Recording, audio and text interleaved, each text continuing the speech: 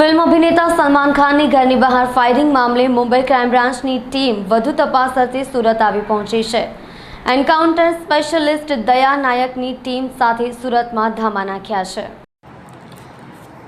સલમાન ખાનના ઘરની બહાર ફાયરિંગ મામલે મુંબઈ ક્રાઇમ બ્રાન્ચના સુરત શહેરમાં વધુ તપાસ અર્થે પહોંચી છે। અભિનેતા મુંબઈ સ્થિત ગેલેક્સી અપાર્ટમેન્ટના ઘરે 14 એપ્રિલના રોજ બે શખ્સ દ્વારા 2 રાઉન્ડ ગોળીબાર કરવામાં આવ્યો હતો। આ ઘટનાએ ફિલ્મ જગતને હચમચાવી દીધું છે।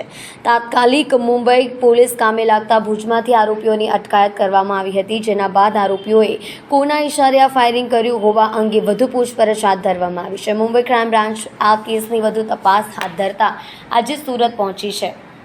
એન્કાઉન્ટર સ્પેશિયલિસ્ટ દયા નાયક પણ સુરતમાં છે। ફાયરિંગની ઘટના બાદ સલમાનની સિક્યુરિટી વધારવામાં આવી છે। અભિનેતાના ઘરે ફાયરિંગ કરી આરોપીઓ નાસી છૂટ્યા હતા અને ભુજ પહોંચ્યા હતા। દરમિયાન આરોપીઓએ જે રિવોલ્વરથી ફાયરિંગ કર્યું હતું તેને તાપી નદીમાં ફેંકી હતી। આરોપીઓએ કેમ રિવોલ્વર તાપી નદીમાં ફેંકી દીધી તેની પણ તપાસ થઈ રહી છે।